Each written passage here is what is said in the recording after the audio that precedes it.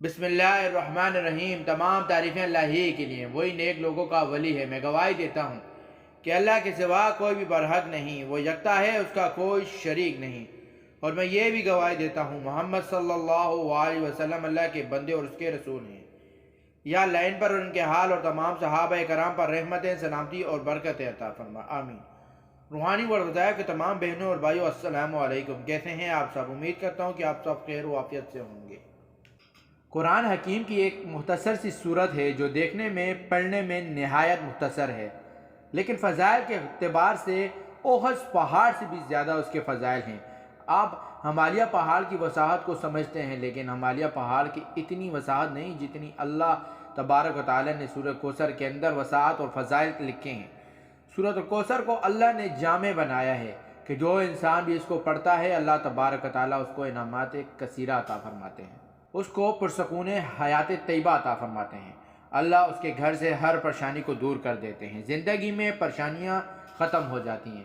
آپ لوگ تلاش کرتے ہیں کہ ہمیں کوئی وظیفہ ملے یا جس سے ہمارے دشمن ہم سے دور ہوتے ہیں، ہمیں رزق واسی ملے، ہمیں سکون والی زندگی مل جائے، اور اللہ تبارک و تعالی ہماری اولادوں کو ہماری آنکھوں کی ٹھنڈک بنا دے، ہماری اولادوں کو اللہ تبارک و تعالی دیندار بنا دے، اطاعت دار بنا دے، ہمارا مال وافر مقدار میں ہمارے پاس آتا رہے، اور اللہ ہمیں عروج اور ترقیات عطا فرمائے۔ خاص طور پہ جو الیکشن آتا ہے، جو ہمارے الیکشن میں کھڑے ہوتے ہیں لوگ، چاہے وہ کسی قسم کا الیکشن ہو، اس الیکشن میں کھڑے ہونے والا، اپنے آپ کو پیش کرنے والا، الیکشن لڑنے والا، اگر روزانہ اس سورہ کوثر کو 100 مرتبہ پڑھنے اور دعا کریں، اللہ اس کو بدے مقابلے میں فتح عطا فرمائے گا۔ اللہ تبارک و تعالی اس کو بھی عروج عطا فرمائے گا۔ اور یاد رکھیں، یہ سورہ کوثر اتنی جامع کام ہے کہ اس سورہ کوثر کو پڑھنے والا کبھی محروم نہیں ہوتا، عزت مقدار بن جاتا ہے، کیونکہ اللہ نے اس کے آغاز میں ہمارے نبی کی شان اس طرح بیان کی ہے کہ سب سے اعلی مقام ہمارے نبی کو اللہ نے دیا ہے کہ روضہ کوثر، نہر کوثر کا مالک بنایا۔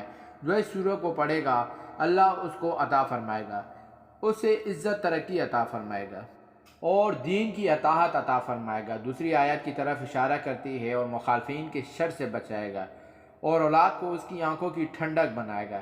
سورہ کوثر کو پڑھتے جائیں اور روزانہ سورہ کوثر کو معمول بنائیں۔ 11 مرتبہ پڑھ کے دعا کر لیا کریں، روزانہ اپنا معمول بنا لیں۔ 11 بار سورہ کوثر پڑھیں، زندگی پر سکون ہو جائے گی۔ یہ ساری نعمتیں آپ کو ملیں گی جب جتنا دل چاہے پڑھ لیں، لیکن روزانہ 11 مرتبہ پڑھیں، اللہ آپ کی زندگی کو بہترین کر دے گا۔ اور ویڈیو کو صدقہ جاریہ کی نیت سے شیئر بھی کریں۔ جزاک اللہ۔ پیارے بھائی اور بہنوں، میں امید کرتا ہوں کہ آپ کو ہماری آج کی ویڈیو پسند آئی ہوگی۔ اگر آپ کو ہماری ویڈیو پسند آئی ہے تو آپ سے گزارش کرتا ہوں کہ آپ ہمارے چینل روحانی ورد وظائف کو سبسکرائب کر دیں اور ساتھ ہی لگے بیل آئیکن کے بٹن کو پریس کر دیں تاکہ آپ کے پاس ہمارے آنے والی ویڈیو کی نوٹیفیکیشن بر وقت ملتی رہے، اور اپنے قیمتی رائے کا اظہار بھی کریں۔ اللہ پاک آپ کو اپنی حفظ و امان میں رکھے۔ السلام علیکم۔